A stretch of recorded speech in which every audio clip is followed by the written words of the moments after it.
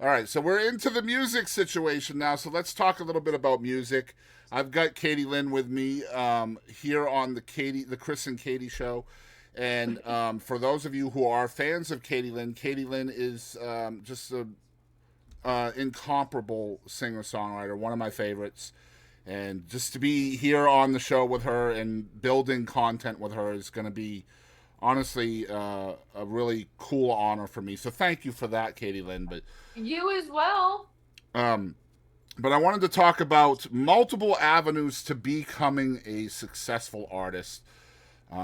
As both of us being in the music business in some form or fashion, we've both seen and some of us, namely you, have done different things to become successful in the industry. There are lots of different ways of becoming Hmm. seen and heard in the 21st century. And I feel like a lot of people out there think that certain avenues are more legitimate than others. And for Hmm. me, just the notion of that is utterly ridiculous to me. You know what I think is really funny? In a personal opinion, if say I was to have that mindset, if you're going with a record label, you're an idiot. I Sorry. completely agree with you 100%. Sorry. If you're not, okay, the best thing you can do is to just do you. Do your stuff, DIY. It's not that hard. Mm-hmm. People don't realize it. And you can get a $25 mic. Mm-hmm. You can get just cheap stuff to start out with and Yep. just start That's making right. stuff. And look at Start us. We release have no bells and whistles here. This is the start of the for journey. real. And the hope is if we're 50 episodes down the road, it's not going to look like this anymore. That's just the way it Hmm. is. We're going to build, we're going to get better. But for me in the music industry, if I hear your music, that's what it's about. I got to Hmm. hear your music. It doesn't matter the reasons why I got to hear your music. For Hmm. me as a consumer, it doesn't matter Hmm. because I got to hear your music. So Absolutely. your story as to or your struggle or your lack of struggle to get to my ears doesn't matter to me as a consumer Right. because I got to hear it. Okay? That's Hmm. just the way it is. Yep. If you have become a successful artist to the point where I got to hear your music as a consumer or anybody else on the planet who got to hear your music as a consumer, that's success. That's Hmm. somebody that you would not have reached otherwise. Whatever it was that your story is that got you from your couch to my ears doesn't matter to me as a consumer because it got to my Yep. ears. So, what I don't understand is all of these people who seem to think that it matters what the journey was between their couch and my ears. Why does that journey matter to people? I, it's jealousy. And I mean, unfortunately, that's just, it is what it is. I mean, that's the ding, ding, ding, right? That's the answer.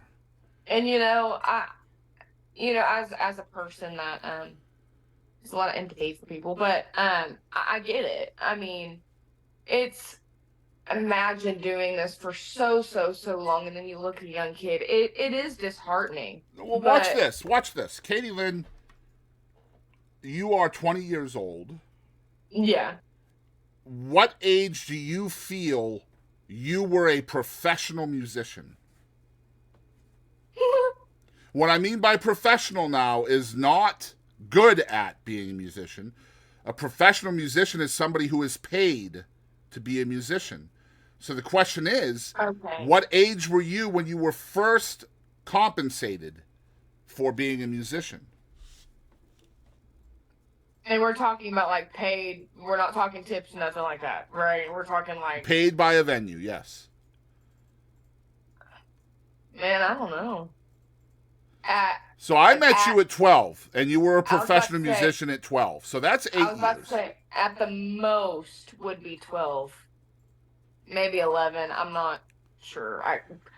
So dang near half your life. So bunch of questions I'm coming at you fast with. Okay, so you've done the Opry circuit, Hmm. right? You've done the That's how I festival started. circuit, right? Hmm. Festival circuits. You've done the the dive circuit, Yep. right? So you've done the restaurants, right? Like the side of a restaurant, just Up in a background corner. noise, right? Yep. You've done all of those. Mm-hmm. So the first question is, you also did America's Got Talent, but all of the things that I just named, festivals, dives, Opries, restaurants, all came before America's Got Talent. Yes? Mm-hmm. Okay, so you did all of that before your success. I put that in I air guess. quotes again because a lot of people Mm-hmm. would look at you and say, well, she was successful because of America's Got Talent. And I'm trying to dispel that notion because it's hogwash. It's what the adults call bullshit, right? You were a successful musician prior to America's Got Talent. That's where I'm getting with this. Because you were good, you were talented as a young kid, 9, 8, 10, 11.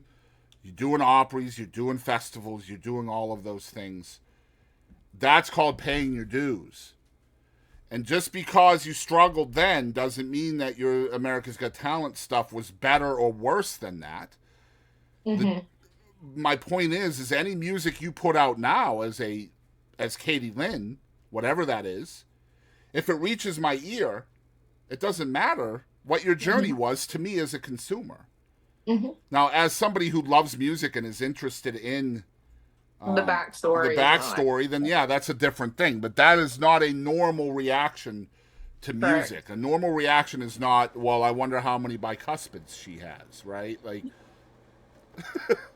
so as somebody who has done both, you've done reality shows, you've you've had your app discovery stuff where you have a pretty big following on social media. You've done the festival circuit, the Opry circuit, all of that.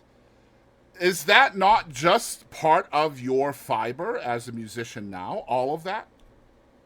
Absolutely. And I feel in my short lifetime, have had many different experiences and many like Mm-hmm. seasons in my, with many different little episodes that I had, my before America's Got Talent, the America's Got Talent thing, and everything that went around that in a short amount of time. And then since I've really started coming into the music I really want to do and like writing my own songs and performing them and having my band and everything, that's the season I'm in right now, Mm-hmm. which is so much fun. But And it's a I mean, season that you and I talked about when you were 12. Mhm. Yep, Mm-hmm. absolutely. So, like, Kadie Lynn and Boston Chris both knew what kind of artist she wanted to be at 11 and 12 years old. The rest of the world didn't know that, but they're finding out now, which is great. And so I feel like a big thing nowadays, and we have about 7 minutes left, is because of the advent of short form media. What I mean by that is TikTok Hmm. and all of its imposters, right? So you got reels and you've got shorts, and but the fact of the matter is, it's what's called short form content. When you have Hmm. 60 seconds to try to get noticed, right? And this has been done for millennia with books, Hmm. right? Within the first 60 seconds of reading a book or watching a TV show or watching a Hmm. movie, you have to hook your audience, Hmm. right? Same thing in a song. You have to hook Yep. your audience. You want people to be hooked to come in and listen to more. That's Hmm. what short form content does in today's day and age.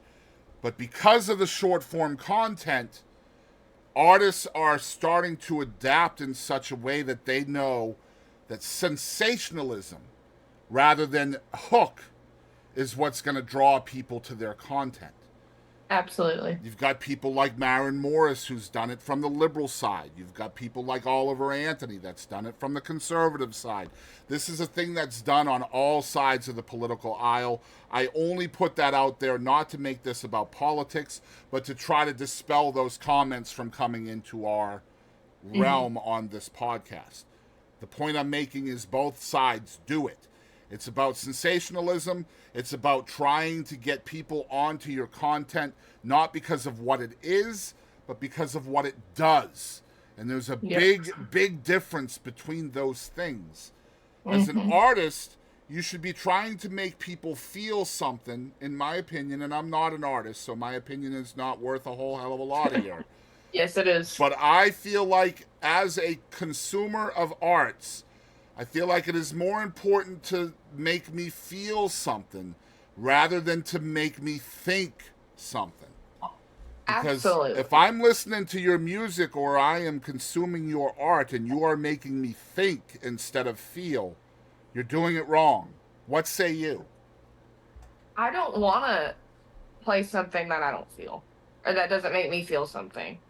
Period. Mm-hmm. If it makes you think and you're singing it, that's like that takes the fun out of everything. Mm-hmm. And I know that it does it the same thing for the consumer. It's not the same. Mm-hmm. And I mean, unfortunately, a lot of people don't feel our way, and most people don't really care. But it is a big difference. Big difference. And as a consumer of music, it's not that difficult to feel, or it's not that difficult to realize which thing the artist is trying to do. Absolutely. Mm-hmm. Absolutely. There's always been the formulas in music, whether that be with melodies, chords, um, anything, any little thing. There's always, like the 1 4 5 Mm-hmm. GDC. There's music is math. Period. Always has been, Mm-hmm. and you can easily make it if you have these little formulas. You can make a hit song. That's what most of the hit songs are because it's catchy. It gets stuck in your head, and that's just what it is. And usually that's what people listen to. And you talked about Unfortunately. being signed earlier. We got 3 minutes. I'm going to try to make this go quickly. You talked about being signed earlier. Being signed means that they're going to make people think. Absolutely. Because when people are thinking, that means it's controversy. And when they think something, they share that something. And all that does is lead to division. And that's what big labels are trying to do nowadays, is they're trying to market with an us versus them mentality. And I hope to God it starts failing soon, because as long as we're consuming that crap, then it's going to exist. And as long as we are consuming that crap, then the non-crap is not going to bubble to the surface like it should be doing. And then we're not going to hear something that would make us feel something. And that's just my opinion. I absolutely agree. So I would say DIY, make it It's the way to happen. go. And if you have a room of 4 people, then those 4 people should be the most important 4 people on the planet to you. If you have social media with 9 followers and you go live on that social media and 2 of those people watch you, those 2 people could do absolutely anything else in the world other than watch you. And you should take that to heart, because that means you have reached 2 people. And that doesn't sound like a lot, but it's really hard to get to 5 people before getting to 2 people. Yeah. So Agreed. keep that in mind. We'll talk definitely more in depth in the future about how to use social media with Good music idea. and with podcasting and with other things. That'll be a lot of fun.